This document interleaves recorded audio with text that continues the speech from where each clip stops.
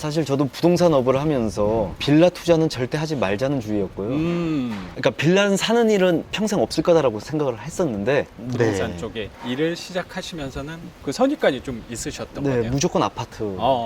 빌라 뭐 돈도 안 되는 거 뭐 하냐? 네, 그 시세 차익에 의한 투자 또는 재개발 이런 것만 저도 생각을 했는데 네. 근데 이제 작가님을 만나면서 작가님하고 많은 얘기를 나누면서 시야가 더 넓어졌다라고 자신 있게 말씀드릴 수 있는데 한 번은 세입자분의 삼촌이라는 분이 갑자기 전화가 온 거예요. 아, 그렇구나. 약간 네. 젊은 분이었나 봐요. 예. 세입자가. 갑자기 삼촌이라는 분이 전화가 왔는데 네. 솔직히 삼촌은 아니고요. 자기 아는 부동산 이게 물어봤더니 네네. 제가 억지를 부린다. 그 말에 작가님도 아시다시피 제가 그래도 운 좋게 뭐 TV도 나오고 했잖아요. 맞아. 나 이런 사람인 거 알지 않냐? 부동산 대표가 누군지 아니면 내 앞에 데려와라. 데려와라 했더니 반협박식으로 얘기를 한 건데 제가 그럼 쫄 줄 알았나 보죠. 억지를 부린 게 아니기 때문에 그렇죠. 부동산 중개를 할 때 보면 가끔 손님들이 그럴 때 있어요. 흔히 말하는 복비, 그러니까 중개 보수를 아끼려고 자기 어머니가 공인중개사 하시다, 자기 가족이 이게 부동산 하신다 이러면서 접근을 하시는 분들이 있는데 아, 그게 자주 써먹는 좀 레파토리가 있구나. 네. 직구하시는 분들이. 저는 집은 아니고 이제 뭐 상가를 좀 아, 전문하니까. 네네네. 근데 상가가 이제 중개보수가 그래도 상대적으로 비싸니까요. 그렇죠. 그렇게 말씀하시는 분들은 있는데 먹히는지 사실 모르겠어. 근데 저는 오히려 되게 반가워요. 와, 그럼 어디 있냐? 명함 좀 줘봐라. 같이 친해지게. 그리고 가족이 하시니까 알겠네. 돈을 제 값을 받아야지 된다는 걸. 이렇게 얘기를 하면 그쪽에서는 할 말이 없고 오히려 근데 그걸 왜 얘기하는 거예요? 자기가 이게 아는 데가 있으니 싸게 해달라. 어머니랑 계약을 하겠다 이러면은 제가 하시라 그럼 법으로 제가 보호받습니다. 그러니까 뺏어간 저랑 거니까. 네 저랑은 받다는 게 증명이 되면은 나라에서 보호를 해주거든요. 아, 그렇구나. 네. 그래서 저는 그래 그럼 그렇게 해라 이런 식으로 그러니까 자기 어머니랑 그걸 한다 자기 가족하고 하겠다 아니면 자기 가족들한테 물어봤더니 여기는 예를 들어서 100만 원이라고 치면 20만 원만 받아도 된다고 하더라라는 말도 안 되는 소리를 하는 거죠. 지인을 활용해서 후려치는 전략. 예, 근데 그거에 네. 먹히는 부동산이 있다면 그 부동산은 문 닫아야 됩니다. 그러네요. 내가 정당하게 이 물건 소개시켜줘서 받는 보수인 건데 그렇죠. 법으로 정해진 요일인 거고 선생님이 뭐 정한 게 아닌데 뭐. 예, 그래서 저번 영상에서도 말씀드렸듯이 상가 같은 경우에는 보유만 주는 게 아니고 상권과 뭐 모든 정보들을 다 브리핑을 하는 거거든요. 그렇기 때문에 더 제값을 받아야 된다라는 입장이에요. 그게 아니면 바로 직거래를 하시면 되고. 근데 직거래를 솔직히 하는 분들이 실제로 많이 없어요. 왜? 겁나니까. 그럴 것 같아요. 네. 그래서 사실 중개보수가 아깝다고는 하지만 맞아요. 그러니까 아주 싼 건 아니니까 상대적으로 생각하기에 나름이지만 하지만 그만큼의 값어치는 있다고는 생각합니다. 여기까지 여담이고 그 삼촌이 전화 왔는데 네. 당황하지 않고. 네, 당황이 안 되죠. 저도 이걸로 먹고 사는 입장인데 그러니까. 네, 그 대표를 제 앞에 데리고 와라. 수긍할 수밖에 없다라고 큰 소리를 쳤더니 죄송하다고 하고 전화를 끊더라고요. 그리고 저도 기다렸죠. 쫄리는 사람이 연락을 먼저 하게 돼 있잖아요. 그럼요, 맞습니다. 만약 1년을 연락 안 줘도 전 1년 연락 안 하려고 했거든요.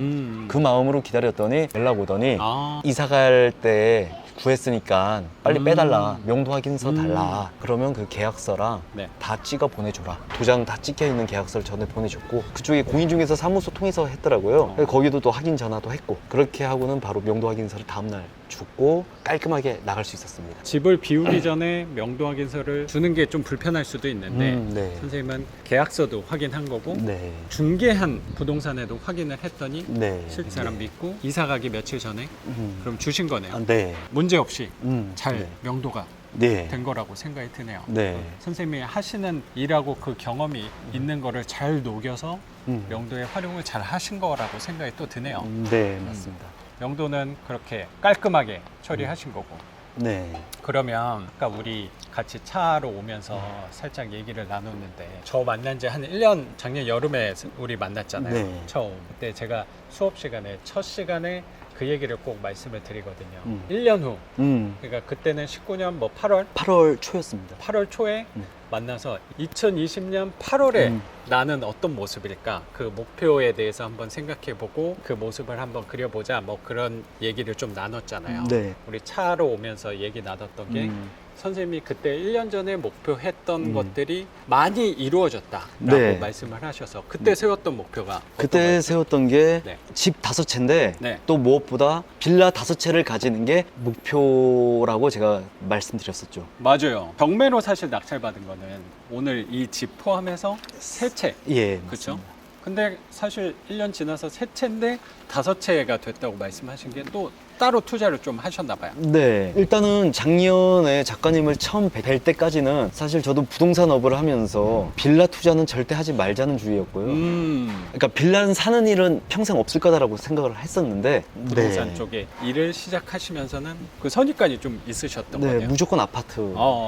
빌라 뭐 돈도 안 되는 거 뭐 하냐? 네, 이게 시세 차익에 의한 투자 또는 재개발 이런 것만 저도 생각을 했는데 네. 근데 이제 작가님을 만나면서 작가님하고 많은 얘기를 나누면서 시야가 더 넓어졌다라고 자신 있게 말씀드릴 수 있는데 집 2채를 먼저 낙찰을 받았었고 그렇죠. 작년에 그렇죠. 그때는 이제 서울에서 전세를 살고 있었는데 전세 살 때 그 집주인이 네. 전세금을 몇 천만 원씩 계속 올리려고 할 때마다 제가 이제 한 4년을 못 올리게 했어요. 제가 네네. 왜 제 직업이 공인중개사 하니까 이렇게 올리는 거는 부당합니다로 제가 계속 설득을 했었는데 그래도 그게 잘 먹혀 들어가네요. 선생님 참 직업을 잘 선택하신 것 같다는 생각이 드네요. 선생님 유리한 방향으로 그죠. 활용을 잘 하시는 네, 거라고 융통성 생각- 있게. 맞아요. 맞습니다. 그랬는데 이번에 올해 초에 이제 집주인이 안 되겠다 싶었나 봐요. 그래서 네. 나가달라고. 그렇구나. 네. 근데 이제 나가야 되는 건 또 자꾸 맞았고. 올리지도 못하게 하니까 너 그럴 거면 나가라. 그래서 그때 약간 위기였네요. 선생님 아. 그때 열심히 또 투자하고 있을 때였는데 그렇죠. 지금 목돈이 들어갈 일이 또 생기는 거니까. 맞습니다. 그때도 사실 당황스럽긴 했는데 힘든 일이 닥쳤을 때 네. 그거에 대해서 걱정만 해봤자 답이 안 나오잖아요. 그렇죠.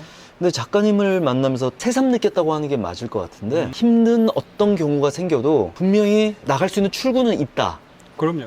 그게 제가 작가님을 만나면서 가장 크게 받은 그 에너지거든요. 네. 그래도 좋은 에너지를 느끼셨다고 하니까 네. 제가 감사하네요, 선생님. 그래서 근데 정말 그게 생겼어요. 뭐냐면은 네. 원래는 전세집을 찾았어요. 제가 또 다주택자가 갑자기 돼버린 바람에 대출이 안 나오잖아요. 그렇죠. 그 서울로 이사를 또 가셔야 되는 네. 거였으니까 상황이. 네. 그래서 처음에 전세를 알아보는데 그 전에 살던 전세집이 네. 확실히 전세금을 많이 안 올리긴 했었나 봐요. 갑자기 몇 천만 원이 필요하더라고요, 더. 그래서 제 아내한테, 저는 일을 하는 입장이니까 아내한테 좀 부탁을 했어요. 네. 발품 팔아서 좀 부동산 한번 좀 돌아봐달라. 매매로 전향하자 했는데 네. 그때도 제 아내가 우리 거주하는 집은 빌라 안 된다고 했잖아 라고 얘기했는데 네. 생각이 바뀌었어. 빌라로 투자를 하다 보니까 네. 내 집도 나도 빌라에 사는 게 합리적이고 경제적인 그렇죠. 효율적인 면이 있다. 음. 아파트는 그 다음 일이다.